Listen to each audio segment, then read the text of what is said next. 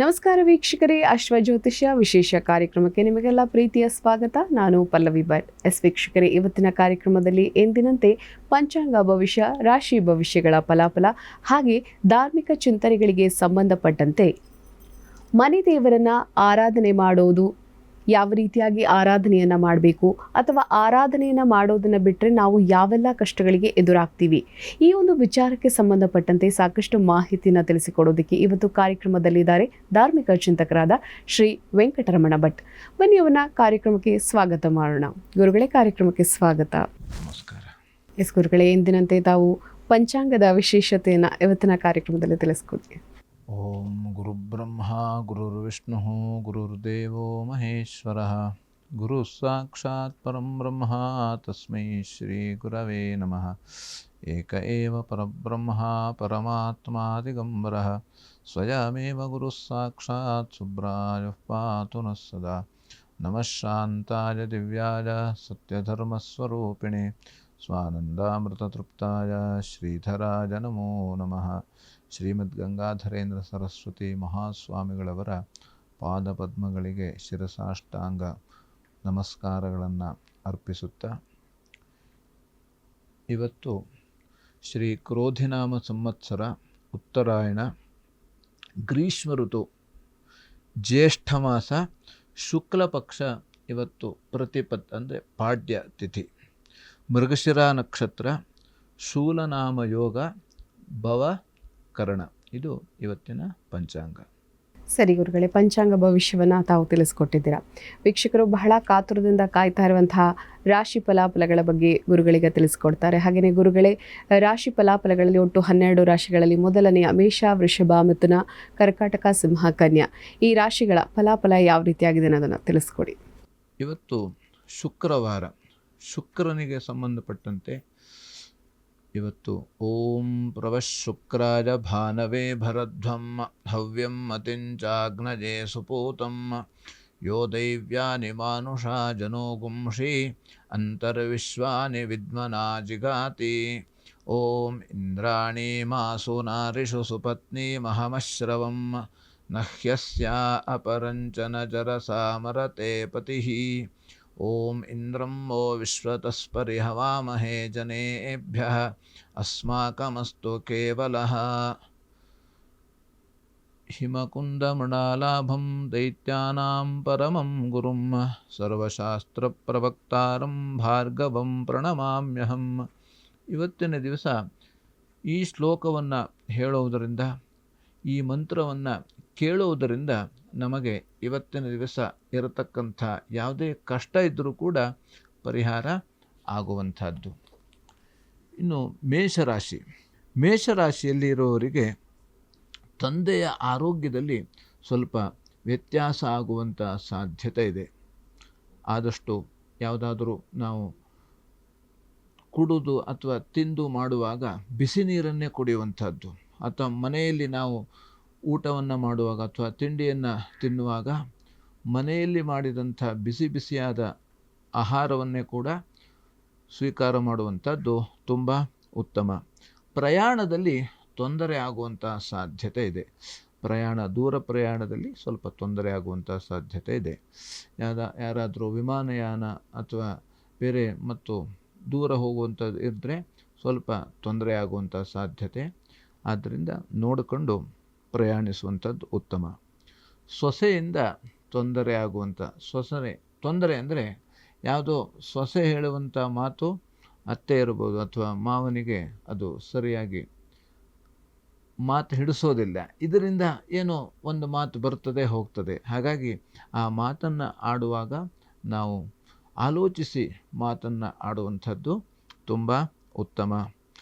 ದಾಸಿಯರಿಂದ ತೊಂದರೆ ಆಗುವಂಥ ಸಾಧ್ಯತೆ, ಅಂದರೆ ಮನೆಯಲ್ಲಿ ನಾವು ಯಾರನ್ನು ನಂಬಿ ಇಟ್ಕೊಂಡಿರ್ತೇವೆ, ಅದರಿಂದ ನಮಗೆ ತೊಂದರೆ. ಅವರು ಆ ನಂಬಿಕೆಗೆ ಅರ್ಹರಾಗಿರೋದಿಲ್ಲ. ಯಾಕಂದರೆ ಎದುರಿಗೆ ಅವರು ಚೆನ್ನಾಗಿ ಮಾತಾಡ್ತಾರೆ, ಆದರೆ ಒಳಗಡೆಯಿಂದ ಅವರ ಆಲೋಚನೆ ಬೇರೆ ಇರ್ತದೆ. ಹಾಗಾಗಿ ನಮಗೆ ಎದುರಿಗಿನವರು ಎಷ್ಟು ಮಾತಾಡ್ತಾರೆ ಹೇಳೋದಕ್ಕಿಂತ ನಮ್ಮ ಹಿಂದೆ ಇದ್ದಾಗ ಅವರು ಹೇಗಿರ್ತಾರೆ ಹೇಳುವಂಥದ್ದು ತುಂಬ ಮುಖ್ಯವಾಗಿರ್ತದೆ. ಆದ್ದರಿಂದ ಆದಷ್ಟು ಅವರ ವ್ಯವಹಾರವನ್ನು ನಾವು ನೋಡಿಕೊಂಡು ಆಲೋಚನೆ ಮಾಡಿ ವ್ಯವಹಾರ ಮಾಡುವಂಥದ್ದು ತುಂಬ ಉತ್ತಮ.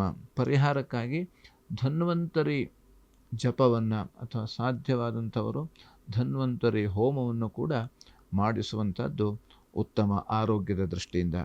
ವೃಷಭ ರಾಶಿಯವರಿಗೆ ಇವತ್ತು ಮಾರಣಾಂತಿಕವಾಗಿ ಪೆಟ್ಟಾಗುವಂಥ ಸಾಧ್ಯತೆ ಇದೆ. ಯಾಕೆಂದರೆ ಎಲ್ಲೋ ವಾಹನವನ್ನು ಚಾಲನೆ ಮಾಡುವಾಗ ಬೇರೆ ರೀತಿ ಹಾಗೆ ಅಥವಾ ನಾವೇ ಕೂಡ ಸರಿಯಾಗಿ ಹೋಗ್ತಾ ಇರೋರು ಇದ್ದರೂ ಕೂಡ ಬೇರೆಯವರು ಬಂದು ನಮಗೆ ಆಕ್ಸಿಡೆಂಟ್ ಮಾಡುವಂಥದ್ದು, ಅಥವಾ ನಾವು ಏನೋ ಮರವನ್ನು ಹತ್ತಿರ್ತೇವೆ, ಇದರಿಂದ ಹಾಗಾಗಿ ಇದೆಲ್ಲ ಗಾಯ ಆಗುವಂಥ ಸಾಧ್ಯತೆ ಇದೆ. ಇದು ನಮಗೆ ಮುಂಚೆನೇ ಗೊತ್ತಿದ್ದರೆ ನಾವು ಆ ಅಪಾಯದಿಂದ ಪಾರಾಗಬಹುದು, ಸ್ವಲ್ಪದರಲ್ಲಿ ನಾವು ಪಾರಾಗುವಂಥ ಸಾಧ್ಯತೆ ಇದೆ. ಹಾಗೆ ನಾವು ಏನಾದರೂ ಕೊಟ್ಟಿರ್ತೇವೆ ಅಥವಾ ಯಾವುದೋ ವ್ಯವಹಾರದಲ್ಲಿ ಹಣಕಾಸನ್ನು ಕೊಟ್ಟಿರ್ತೇವೆ, ಅದರಿಂದ ನಾವು ಕೇಳಿದಾಗ ಅದರಿಂದ ಅವರು ಕೊಡೋದಿಲ್ಲ, ಅದರಿಂದ ಸ್ವಲ್ಪ ತೊಂದರೆ ಆಗುವಂಥ ಅಥವಾ ನಮ್ಮ ಕೆಲಸಕ್ಕೆ ಆ ಸಮಯಕ್ಕೆ ಅದು ಸಿಗಬೇಕು, ಸಮಯಕ್ಕೆ ಸಿಗಲಿಲ್ಲ ಹೇಳಾದರೆ ಎಷ್ಟೇ ಸಂಪತ್ತಿದ್ದರೂ ಕೂಡ ಏನೇ ಇದ್ದರೂ ಕೂಡ ಅದು ಸರಿಯಾಗಿ ಆಗೋದಿಲ್ಲ. ಪುಸ್ತಕಸ್ಥಾತು ಯಾವಿದ್ಯ ಪರಹಸ್ತಂ ಗತಂ ಧನಂ ಕಾರ್ಯಕಾಲೇ ಸಮುತ್ಪನ್ನೆ ನ ಸಾ ವಿದ್ಯಾ ನ ತದ್ಧನಂ ಅಂತ. ಈಗ ನಮ್ಮ ಕಾರ್ಯಕ್ಕೆ ಅದಕ್ಕೆ ಕೆಲಸಕ್ಕೆ ಬರಲಿಲ್ಲ ಹೇಳಾದರೆ, ಸಿಗಲಿಲ್ಲ ಹೇಳಾದರೆ ಎಷ್ಟು ಸಂಪತ್ತು ಎಷ್ಟು ಕೋಟಿ ಇದ್ದರೂ ಕೂಡ ಅದು ಪ್ರಯೋಜನಕ್ಕೆ ಇರೋದಿಲ್ಲ. ಹಾಗಾಗಿ ಇದರಿಂದ ನಮಗೆ ವ್ಯತ್ಯಾಸ ಆಗುವಂಥ ಸಾಧ್ಯತೆ ಇದೆ. ಇವತ್ತಿನ ದಿವಸ ಬೆಳ್ಳಿ ಬಂಗಾರ ಇದು ಯಾವುದನ್ನು ಕೂಡ ಇವತ್ತು ಖರೀದಿ ಮಾಡುವಂಥದ್ದು ಉತ್ತಮ ಅಲ್ಲ ಇವತ್ತಿನ ದಿವಸ. ಹಾಗಾಗಿ ಇದಕ್ಕೆ ಪರಿಹಾರವಾಗಿ ಮೃತ್ಯುಂಜಯ ಜಪವನ್ನು ಮಾಡುವಂಥದ್ದು.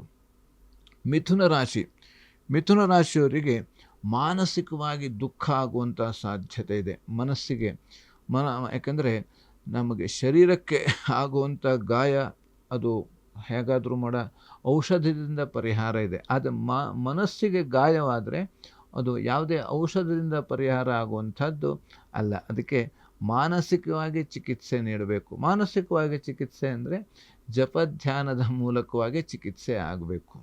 ಹಾಗೆ ಆರೋಗ್ಯದಲ್ಲಿ ವ್ಯತ್ಯಾಸ ಆಗುವಂತಹ ಸಾಧ್ಯತೆ ಇದೆ. ಇನ್ನು ಅದರಿಂದ ನಮಗೆ ತಲೆನೋವು ಬರುವಂತಹ ಸಾಧ್ಯತೆ. ಆ ತಲೆನೋವು ಹೇಳುವಂಥದ್ದು ಮನಸ್ಸಿನಲ್ಲಿ ತುಂಬ ಆಲೋಚನೆ ಮಾಡಿದಾಗ ನಮಗೆ ತಲೆನೋವು ಪ್ರತಿಯೊಬ್ಬರಿಗೂ ಕೂಡ ಅದು ಬರ್ತದೆ. ಹಾಗಾಗಿ ನಾವು ಮಾನಸಿಕವಾಗಿ ತುಂಬ ಆಲೋಚನೆಯನ್ನು ಮಾಡುವಂಥದ್ದು ಇದ್ಯಾವುದು ಕೂಡ ಮಾಡಬಾರ್ದು.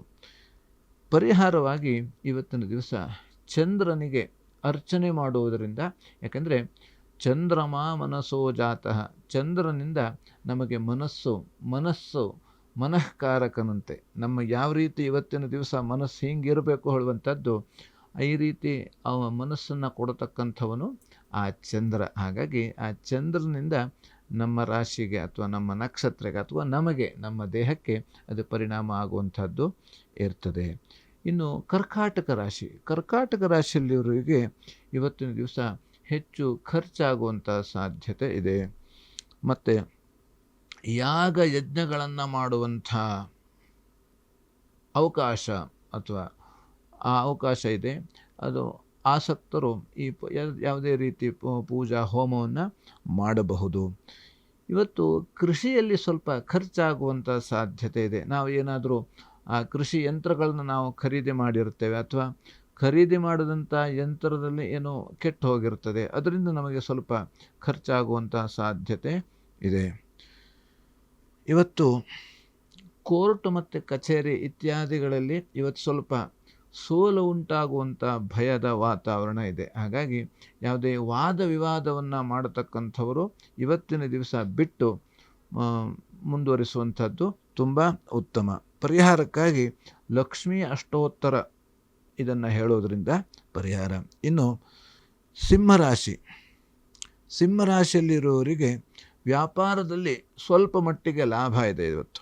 ಹಾಗೆ ಬಟ್ಟೆ ವ್ಯಾಪಾರಿಗಳಿಗೆ ಇವತ್ತು ವಿಶೇಷವಾಗಿ ಲಾಭ ಇದೆ. ಬಟ್ಟೆಯನ್ನು ಮಾರಾಟ ಮಾಡುವಂಥವರು ಇವತ್ತಿನ ದಿವಸ ಯಾವುದೇ ರೀತಿ ವಾಹನವನ್ನು ಖರೀದಿ ಮಾಡುವಂಥದ್ದು ಇವತ್ತು ಒಳ್ಳೆಯ ದಿವಸ ಅಲ್ಲ. ಯಾವುದೇ ಬೈಕು ಅಥವಾ ಕಾರು ಇದು ಯಾವುದನ್ನು ಕೂಡ ಇವತ್ತಿನ ದಿವಸ ಖರೀದಿ ಮಾಡಬೇಡಿ.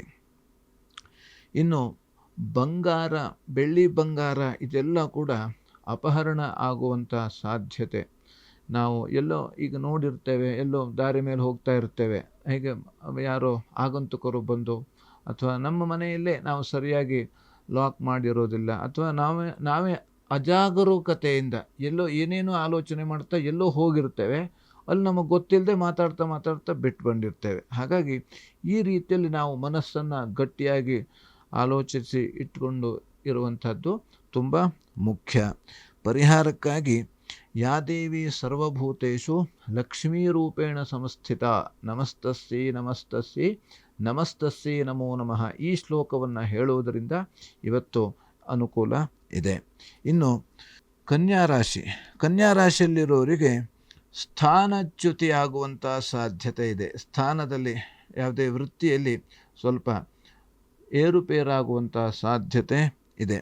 ಪುಣ್ಯ ಕಾರ್ಯಗಳಲ್ಲಿ ತೊಂದರೆ ಆಗುವಂಥದ್ದು. ಯಾವುದೋ ದಾನ ಧರ್ಮ ಮಾಡಬೇಕು ಅಂತ ಅಂದ್ಕೊಳ್ತೀವಿ, ಇದು ದಾನನೂ ಪುಣ್ಯ ಕಾರ್ಯ, ಅಥವಾ ನಾವು ಜಪತಪ ಮಾಡ್ತಾ ಇರ್ತೇವೆ, ಯಾವುದೋ ದೇವರ ಸೇವೆ ಮಾಡ್ತಾ ಇರಬೇಕು ಅಂತಾದರೆ ಇವತ್ತಿನ ದಿವಸ ನಮಗೆ ಸ್ವಲ್ಪ ವಿಘ್ನಗಳು ಬರುವಂಥದ್ದು.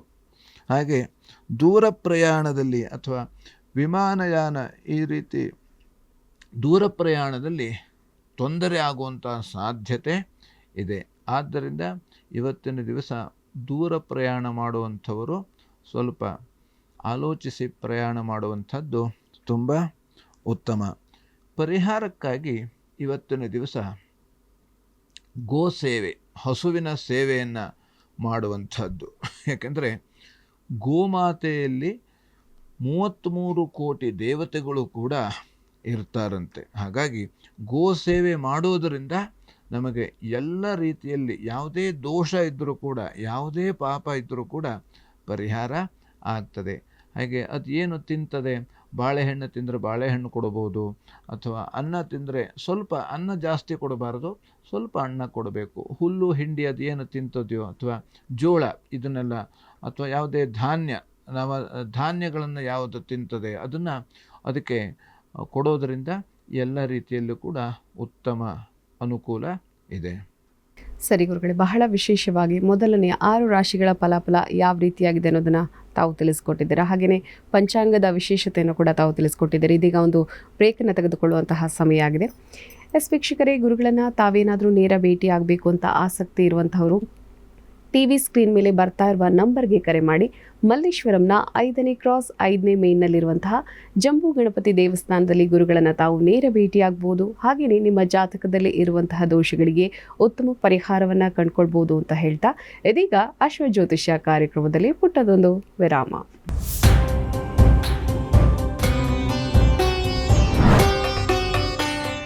ವಿರಾಮದ ನಂತರ ಅಶ್ವಜ್ಯೋತಿಷ್ಯ ವಿಶೇಷ ಕಾರ್ಯಕ್ರಮಕ್ಕೆ ಮತ್ತೊಮ್ಮೆ ಸ್ವಾಗತ. ಗುರುಗಳೇ, ಧಾರ್ಮಿಕ ಚಿಂತನೆಗಳಿಗೆ ಸಂಬಂಧಪಟ್ಟಂತೆ ಇವತ್ತು ಕೂಡ ತಾವು ಈಗ ಹಿರಿಯರು ಆರಾಧನೆ ಬಂದಿರುವಂತಹ ದೇವರನ್ನೇ ನಾವು ಮನೆ ದೇವರು ಅಂತ ಆರಾಧನೆ ಮಾಡ್ತಾ ಇರುವಂಥದ್ದು.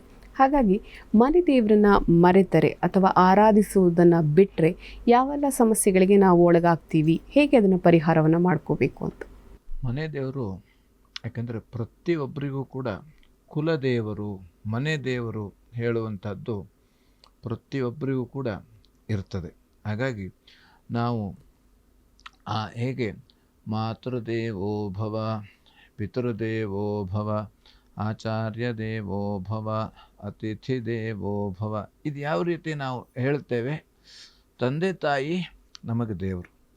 ಹಾಗೆ ಮನೆ ದೇವರು ಕೂಡ ನಾವು ಪ್ರತಿ ದಿವಸವೂ ಕೂಡ ಮನೆ ದೇವರ ಪೂಜೆ ಆರಾಧನೆ ಮಾಡಲೇಬೇಕಂತೆ. ಪ್ರತಿ ದಿವಸವೂ ಕೂಡ ನಾವು ತಂದೆ ತಾಯಿಯ ಆಶೀರ್ವಾದ ಪಡಿಬೇಕು. ಪ್ರತಿ ದಿವಸವೂ ಕೂಡ ತಂದೆ ತಾಯಿಗೆ ನಮಸ್ಕಾರ ಮಾಡಬೇಕಂತೆ.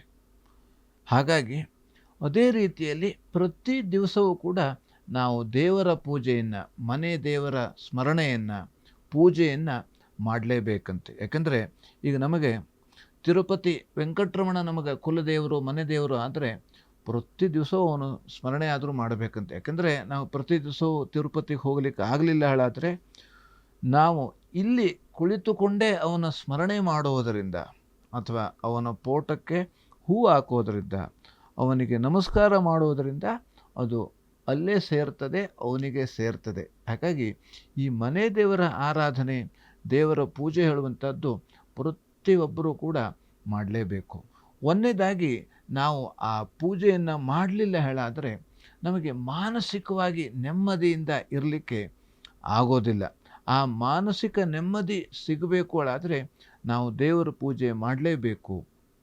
ಮನೆ ದೇವರನ್ನು ನಾವು ಸ್ಮರಣೆ ಮಾಡಲೇಬೇಕು, ಪೂಜೆ ಮಾಡಲೇಬೇಕು. ಯಾಕೆಂದರೆ ಮನೆ ದೇವರ ಆರಾಧನೆಯಿಂದ ನಮಗೆ ಎಲ್ಲ ರೀತಿಯಲ್ಲಿ ಸುಖ, ಶಾಂತಿ, ಸಂಪತ್ತು, ನೆಮ್ಮದಿ ಇದು ಎಲ್ಲವೂ ಕೂಡ ಸಿಗ್ತದೆ. ಹಾಗಾಗಿ ನಾವು ಇವಾಗ ನಮಗೆಲ್ಲ ಇದೆ, ಎಲ್ಲವನ್ನೂ ಕೂಡ ಭಗವಂತ ಕೊಟ್ಟಿದ್ದಾನೆ, ಆದರೆ ನೆಮ್ಮದಿನೇ ಕೊಡಲಿಲ್ಲ. ಹಾಗಾಗಿ ಆ ನೆಮ್ಮದಿ ಹೇಳುವಂಥದ್ದು ಅದು ಕೂಡ ವಿಶೇಷವಾಗಿ ನಮಗೆಲ್ಲರಿಗೂ ಕೂಡ ಬೇಕೇ ಬೇಕು. ನಾವು ಏನೇ ಕೆಲಸ ಮಾಡಲಿ ಅಥವಾ ನಾವು ಎಲ್ಲೇ ಹೋಗುವುದಾದ್ರೂ ಕೂಡ ಆ ನೆಮ್ಮದಿ ಬೇಕೇ ಬೇಕು, ನೆಮ್ಮದಿ ಇರಲೇಬೇಕು. ಆ ಮನೆ ದೇವರ ಪೂಜೆಯಿಂದ ನಮಗೆ ಎಲ್ಲ ರೀತಿ ಪುತ್ರ ಪೌತ್ರಾದಿ ಅಭಿವೃದ್ಧಿಗಳು ಕೂಡ ಆಗ್ತದೆ. ಯಾಕಂದರೆ ಕೆಲವೊಬ್ಬರು ಈಗ ಅವರು ಹೇಳ್ಕೊಂಡಿರ್ತಾರೆ, ಕೆಲವು ಜನರಿಗೆ ಮಕ್ಕಳೇ ಇರೋದಿಲ್ಲ. ನಾನು ಬಂದು ನನಗೆ ಮಕ್ಕಳಾದರೆ ನಿನಗೆ ಹರಕೆ ಕಟ್ಕೊಂಡಿರ್ತಾರೆ, ನಾನು ಇದನ್ನು ಕೊಡ್ತೇನೆ, ಯಾವುದೋ ಬೆಳ್ಳಿ ಕವಚ ಮಾಡಿಸ್ಕೊಡ್ತೇನೆ, ಅಥವಾ ಇದೆಲ್ಲ ನಾವು ಹರಕೆ ಮಾಡಿಕೊಂಡಿರ್ತೇವೆ. ಅದಕ್ಕಾಗಿ ಅದಕ್ಕಾದರೂ ಕೂಡ ನಮಗೆ ನೆನಪನ್ನು ಮಾಡುವುದಕ್ಕಾಗಿ ಭಗವಂತ ನಮಗೆ ಯಾವುದೋ ಒಂದು ಕೊರತೆಯನ್ನು ಮಾಡಿರ್ತಾನಂತೆ. ಅದಕ್ಕಾಗಿ ನಾವು ಎಲ್ಲಿ ಹೋಗ್ತೇವೆ, ನನಗಿದಾಗಲಿಲ್ಲ, ಇದು ಬೇಕೇ ಬೇಕು ಅಂತ ನಾವು ಮೊದಲನೇದಾಗಿ ಜಾತಕವನ್ನು ನಾವು ಪರಿಶೀಲನೆ ಮಾಡುವಂಥದ್ದು. ಜಾತಕದಲ್ಲಿ ಪರಿಶೀಲನೆ ಮಾಡಿದಾಗ ಇದು ಈ ಕುಲದೇವರ ಒಂದು ಅನುಗ್ರಹ ಬೇಕು ನಿಮಗೆ. ಅದಕ್ಕಾಗಿ ಭಗವಂತ ತನ್ನ ಸ್ಮರಣೆ ಮಾಡ್ತಾ ಇರಬೇಕು ಹೇಳಿ ಅವನು ಯಾವುದೋ ಒಂದನ್ನು ನಮಗೆ ಕೊಟ್ಟಿರೋದಿಲ್ವಂತೆ. ಇನ್ನು ಮಕ್ಕಳನ್ನು ಕೊಟ್ಟಿರ್ತಾನೆ. ಮಕ್ಕಳು ಕೊಟ್ಟಿದ್ದರೆ ಕೆಲವು ಮಕ್ಕಳಿಗೆ ಮಾತೇ ಬರೋದಿಲ್ಲ. ಹಾಗಾಗಿ ಆ ಥರ ಸಂದರ್ಭ ಇದ್ದಲ್ಲಿ ಆವಾಗ ನಾವು ಮನೆ ದೇವರ ಹತ್ರ ಹೋಗಿ ನಾನು ನಿನಗೆ ಬೆಳ್ಳಿ ನೇಲಿಗೆಯನ್ನು ಕೊಡ್ತೇನೆ, ಹೀಗೆ ಯಾವುದೇ ರೀತಿ ಹರಕೆಯನ್ನು ಕಟ್ಟಿಕೊಂಡು ಬರುವುದರಿಂದ ಅದು ಎಲ್ಲ ರೀತಿಯಲ್ಲೂ ಕೂಡ ನಮಗೆ ಆ ಕಾರ್ಯ ಸಿದ್ಧಿಯಾಗುವಂಥದ್ದು, ಭಗವಂತನ ಅನುಗ್ರಹ ಆಗ್ತದೆ. ಹಾಗಾಗಿ ಪ್ರತಿಯೊಬ್ಬರೂ ಕೂಡ ತಮ್ಮ ತಮ್ಮ ಮನೆ ದೇವರು, ತಮ್ಮ ಕುಲದೇವರ ಆರಾಧನೆಯನ್ನು ಮಾಡಲೇಬೇಕು. ವರ್ಷಕ್ಕೆ ಒಂದು ಬಾರಿಯಾದರೂ ಕೂಡ ಮನೆ ದೇವರ ದರ್ಶನವನ್ನು ಮಾಡುವಂಥದ್ದು. ನಮಗೆ ಮನೆ ದೇವರು ಗೊತ್ತಿಲ್ಲ. ಯಾಕಂದರೆ ನಾವು ಚಿಕ್ಕಂದಿನಿಂದಲೇ ನಮ್ಮ ತಂದೆ ತಾಯಿ ಇಲ್ಲ, ಅಥವಾ ನಮಗೆ ತಂದೆ ತಾಯಿ ಗೊತ್ತಿಲ್ಲ ಯಾವ ದೇವರು ಏನು ಅಂತ ನಮಗೆ ಗೊತ್ತಿಲ್ಲ. ಇಂಥ ಸಂದರ್ಭ ಇದ್ದವರು, ಇಂಥ ಸಮಸ್ಯೆ ಇದ್ದವರು ನಾವು ಭಗವಂತ ಸೂರ್ಯ ಗಣಪತ್ಯಂಬಿಕಾ ಶಿವ ವಿಷ್ಣುಭ್ಯೋ ಅಂತ ಶಂಕರಾಚಾರ್ಯರು ಹೇಳಿದ್ದಾರೆ. ಹಾಗಾಗಿ ನಾವು ವಿಷ್ಣುವಿನ ಆರಾಧನೆಯನ್ನು ಮಾಡಬಹುದು. ವಿಷ್ಣುವಿನ ಆರಾಧನೆ ಅಂದರೆ ತಿರುಪತಿ ವೆಂಕಟರಮಣನ ಆರಾಧನೆಯನ್ನು ಮಾಡುವಂಥದ್ದು, ಅಥವಾ ಈಶ್ವರನ ಆರಾಧನೆಯನ್ನು ಮಾಡುವಂಥದ್ದು. ಅದರಿಂದ ನಮಗೆ ಎಲ್ಲ ರೀತಿಯಲ್ಲೂ ಕೂಡ ಅನುಕೂಲ ಆಗ್ತದೆ. ಮನೆ ದೇವರ ಪೂಜೆಯನ್ನು ನಾವು ಶ್ರದ್ಧೆಯಿಂದ ಮಾಡ್ತಾ ಹೋದರೆ ನಮಗೆ ಯಾವ ಕೆಲಸ ಆಗುವುದಿಲ್ಲ ಅಂತಲೇ ಇಲ್ಲ, ಎಲ್ಲ ಕೆಲಸವೂ ಕೂಡ ಆಗ್ತದೆ. ಸರಿ ಗುರುಗಳೇ, ಬಹಳ ವಿಶೇಷವಾಗಿ ಮನೆ ದೇವರನ್ನು ನಾವು ಒಂದು ವೇಳೆ ಮರೆತರೆ ಅಥವಾ ನಿರ್ಲಕ್ಷ್ಯವನ್ನು ಮಾಡಿದ್ರೆ ನಾವು ಯಾವೆಲ್ಲ ಸಮಸ್ಯೆಗೆ ಒಳಗಾಗ್ತೀವಿ, ಏನೆಲ್ಲ ಪರಿಹಾರವನ್ನು ಮಾಡ್ಕೋಬೇಕು, ಯಾವ ರೀತಿಯಾಗಿ ಪೂಜೆಯನ್ನು ಮಾಡ್ಕೋಬೇಕು ಅನ್ನುವಂತಹ ವಿಶೇಷ ಮಾಹಿತಿಯನ್ನು ಪ್ರಿಯ ವೀಕ್ಷಕರಿಗೆ ತಾವು ತಿಳಿಸ್ಕೊಟ್ಟಿದ್ದೀರಾ. ಅದೇ ರೀತಿ ಉಳಿದಂತಹ 6 ರಾಶಿಗಳಾದ ತುಲಾ, ವೃಶ್ಚಿಕ, ಧನಸ್ಸು, ಮಕರ, ಕುಂಭ, ಮೀನ ಇದರ ಫಲಾಫಲ ಯಾವ ರೀತಿಯಾಗಿದೆ ಅನ್ನೋದನ್ನು ಕೂಡ ತಿಳಿಸ್ಕೊಡಿ ಗುರುಗಳೇ. ತುಲಾ ರಾಶಿಯಲ್ಲಿರುವವರಿಗೆ ತೀರ್ಥಯಾತ್ರೆಯಲ್ಲಿ ತೊಂದರೆ ಆಗುವಂಥ ಸಾಧ್ಯತೆ ಇದೆ. ಯಾರಾದರೂ ತೀರ್ಥಯಾತ್ರೆ ಮಾಡುವವರಿದ್ದರೆ ಯಾವುದೋ ರೀತಿಯಲ್ಲಿ ವಾಹನದಲ್ಲಿ ಅಥವಾ ಬೇರೆ ಹವಾಮಾನದಲ್ಲಿ ವೈಪರೀತ್ಯದಿಂದಾಗಿ ಸ್ವಲ್ಪ ತೊಂದರೆ ಆಗುವಂಥ ಸಾಧ್ಯತೆ ಇದೆ. ಹಾಗೆ ನಾದಿನಿಯಿಂದ ತೊಂದರೆ ಬರತಕ್ಕಂಥದ್ದು, ಮನೆಯಲ್ಲಿ ಏನೋ ಒಂದು ಮಾತಿನಿಂದ ಅಥವಾ ಯಾವುದೋ ರೀತಿಯಿಂದ ತೊಂದರೆ ಆಗುವಂಥ ಸಾಧ್ಯತೆ ಇದೆ. ಧರ್ಮ ಕಾರ್ಯಗಳಲ್ಲಿ ತೊಂದರೆ ಆಗುವಂಥ ಸಾಧ್ಯತೆ, ಜಪ ಮಾಡುವಾಗ ಅಥವಾ ಪೂಜೆ ಮಾಡುವಾಗ ಯಾವುದೋ ರೀತಿ ವಿಘ್ನಗಳು ಬರುವಂಥದ್ದು ಇದೆ. ಪರಿಹಾರಕ್ಕಾಗಿ ದುರ್ಗಾ ಕವಚವನ್ನು ಪಠಿಸುವುದರಿಂದ ಅನುಕೂಲ ಇದೆ. ಇನ್ನು ವೃಶ್ಚಿಕ ರಾಶಿಯವರಿಗೆ ಅವಮಾನ ಉಂಟಾಗುವಂಥ, ಅಪವಾದ ಬರುವಂಥ ಸಾಧ್ಯತೆ ಇದೆ. ಯಾಕೆಂದರೆ ಯಾವ ರೀತಿಯಲ್ಲಿ ಆ ಅಪವಾದ ಮತ್ತು ಅವಮಾನ ಇವೆಲ್ಲವೂ ಕೂಡ ನಮಗೆ ಬರಬಾರದು. ಹಾಗೆ ಬಂದಾಗ ನಾವು ಮತ್ತು ಗಟ್ಟಿ ಆಗ್ತೇವಂತೆ. ಹಾಗಾಗಿ ಇದರಿಂದ ಕೆಲಸಗಾರರಿಂದ ತೊಂದರೆ ಆಗುವಂಥ ಸಾಧ್ಯತೆ ಇದೆ ಮತ್ತು ಜಗಳ ಆಗುವಂಥ ಸಾಧ್ಯತೆ ಇದೆ. ಪರಿಹಾರಕ್ಕಾಗಿ ಗುರು ಪ್ರಾರ್ಥನೆಯಿಂದ ಎಲ್ಲವೂ ಕೂಡ ಅನುಕೂಲ ಆಗ್ತದೆ. ಇನ್ನು ಧನುರಾಶಿ, ಜೂಜಾಡುವ ಪ್ರವೃತ್ತಿ ಇವತ್ತಿರ್ತದಂತೆ. ಜೂಜು ಇದರಲ್ಲಿ ಹಾಗಾಗಿ ಆದಷ್ಟು ನಾವು ಭಾಗವಹಿಸಬಾರದು. ಬೇಕು ಎನ್ನುವಂಥ ಬಯಕೆ ನಮಗೆ ಬೇಕು ಹೇಳುವಂಥದ್ದು. ವ್ಯವಹಾರದಲ್ಲಿ ನಷ್ಟ ಆಗುವಂಥ ಸಾಧ್ಯತೆ ಇದೆ. ಹಾಗೆ ನಮಗಿವತ್ತು ಯಾವುದೋ ಒಂದು ರೀತಿ ಇನ್ನೊಬ್ಬರಿಗೆ ತೊಂದರೆ ಕೊಡುವಂಥದ್ದು ಅಥವಾ ಕೆಟ್ಟ ಕೆಲಸ ಮಾಡುವಂಥ ಮನಸ್ಸು ಇರ್ತದೆ. ಹಾಗಾಗಿ ನಾವು ಇವತ್ತಿನ ದಿವಸ ಈ ಕೆಲಸದಲ್ಲಿ, ಕೆಟ್ಟ ಕೆಲಸದಲ್ಲಿ ನಾವು ಭಾಗವಹಿಸಬಾರದು. ಯಾವುದು ಕೆಟ್ಟ ಕೆಲಸ ಅಂತ ನಾವೇ ನೋಡ್ಕೊಳ್ಬೇಕು. ಪರಿಹಾರಕ್ಕಾಗಿ ಔದುಂಬರ ಪ್ರದಕ್ಷಿಣೆ ಮಾಡುವುದರಿಂದ, ಹಾಗೆ ನಾಯಿಗೆ ಎಲ್ಲೋ ನಾಯಿ ಸಿಗ್ತಾ ಇರ್ತದೆ ಅಥವಾ ಹೋಗ್ತಾ ಇರ್ತದೆ, ಅದಕ್ಕೆ ಏನಾದರೂ ಆಹಾರ ಕೊಡೋದರಿಂದ ಎಲ್ಲ ರೀತಿಯಲ್ಲಿ ಅನುಕೂಲ ಆಗ್ತದೆ. ಇನ್ನು ಮಕರ ರಾಶಿ, ಶತ್ರುಗಳ ಕಾಟ ಆಗುವಂಥದ್ದು. ಹಾಗೆ ಇವತ್ತು ಎಲ್ಲ ರೀತಿಯಲ್ಲಿ ಉದ್ಯೋಗದಲ್ಲಿ ಲಾಭ ಆಗುವಂಥ ಸಾಧ್ಯತೆ ಇದೆ. ರೋಗದ ಭಯ, ಯಾವುದೋ ಸಣ್ಣ ಪುಟ್ಟ ರೋಗ ಬಂದುಬಿಡ್ತದೆ ಹೇಳುವಂಥ ಭಯ ಕಾಡ್ತಾ ಇರ್ತದೆ. ಕಳ್ಳಕಾಕರ ಭಯ ಉಂಟಾಗುವಂಥದ್ದು. ಕಳ್ಳಕಾಕರು ನಮ್ಮ ಮನೆಯಲ್ಲೇ ಇರ್ಬೋದು ಅಥವಾ ಹೊರಗಡೆನೇ ಇರ್ಬೋದು. ಹಾಗೆ ಪರಿಹಾರಕ್ಕಾಗಿ ದುರ್ಗಾ ಕವಚವನ್ನು ಪಠಿಸುವುದರಿಂದ ಅನುಕೂಲ ಇದೆ. ಇನ್ನು ಕುಂಭರಾಶಿಯವರಿಗೆ ಉದರ ಬಾಧೆ, ಹೊಟ್ಟೆ ನೋವು ಬರುವಂಥ ಸಾಧ್ಯತೆ ಇದೆ. ಹಾಗೆ ನಾವೆಲ್ಲೋ ಹೋಗ್ತಾ ಇರ್ತೇವೆ, ವಾಹನ ಕೆಟ್ಟು ನಿಲ್ಲುವಂಥ ಸಾಧ್ಯತೆ ಇದೆ. ವಿದ್ಯಾರ್ಥಿಗಳಿಗೆ ಓದುವ ವಿಚಾರದಲ್ಲಿ ತೊಂದರೆ ಬರುವಂಥ ಸಾಧ್ಯತೆ ಇದೆ. ಪರಿಹಾರಕ್ಕಾಗಿ ಧನ್ವಂತರಿ ಜಪವನ್ನು ಪಠಿಸುವಂಥದ್ದು. ಇನ್ನು ಮೀನರಾಶಿಯಲ್ಲಿರೋರಿಗೆ ಪ್ರಾಣಿಗಳಿಂದ ತೊಂದರೆ, ಕೃಷಿ ಕ್ಷೇತ್ರಗಳಲ್ಲಿ ಹಾವು ಇತ್ಯಾದಿಗಳು ಕಾಣಿಸುವಂಥ ಸಾಧ್ಯತೆ ಇದೆ. ಹಾಗೆ ಸೋದರ ಮಾವನಲ್ಲಿ ಮನಸ್ತಾಪ ಆಗುವಂಥ ಸಾಧ್ಯತೆ ಇದೆ. ತಾಯಿಯಲ್ಲಿ ಮನಸ್ತಾಪ ಆಗುವಂಥ ಸಾಧ್ಯತೆ ಇದೆ. ಪರಿಹಾರಕ್ಕಾಗಿ ಸುಬ್ರಹ್ಮಣ್ಯ ಪ್ರಾರ್ಥನೆ ಮಾಡುವುದರಿಂದ ಅನುಕೂಲ ಇದೆ. ಸರಿ ಗುರುಗಳೇ, ಬಹಳ ವಿಶೇಷವಾಗಿ ಇವತ್ತಿನ ಈ ಕಾರ್ಯಕ್ರಮದಲ್ಲಿ ದಿನ ಭವಿಷ್ಯ, ಅದರ ಜೊತೆಗೆ ರಾಶಿ ಭವಿಷ್ಯಗಳ ಫಲಾಫಲ ಯಾವ ರೀತಿಯಾಗಿದೆ, ಹಾಗೆಯೇ ಮನೆ ದೇವರನ್ನ ಮರೆತು ನಾವು ಯಾವೆಲ್ಲ ಸಮಸ್ಯೆಗೆ ಒಳಗಾಗ್ತೀವಿ, ಹೇಗೆಲ್ಲ ಆರಾಧನೆಯನ್ನು ಮಾಡಬೇಕು ಅನ್ನುವಂತಹ ವಿಶೇಷ ಮಾಹಿತಿಯನ್ನು ಪ್ರಿಯ ವೀಕ್ಷಕರಿಗೆ ತಾವು ತಿಳಿಸ್ಕೊಟ್ಟಿದ್ದೀರಾ. ಕಾರ್ಯಕ್ರಮಕ್ಕೆ ಆಗಮಿಸಿದ್ದಕ್ಕಾಗಿ ಹೃತ್ಪೂರ್ವಕ ಧನ್ಯವಾದಗಳು. ಎಸ್ ವೀಕ್ಷಕರೇ, ಇದಾಗಿತ್ತು ಇವತ್ತಿನ ಅಶ್ವ ಜ್ಯೋತಿಷ್ಯ ವಿಶೇಷ ಕಾರ್ಯಕ್ರಮ. ನೋಡ್ತಾ ಇರಿ ಅಶ್ವವೇಗ ನ್ಯೂಸ್. ನಮಸ್ಕಾರ.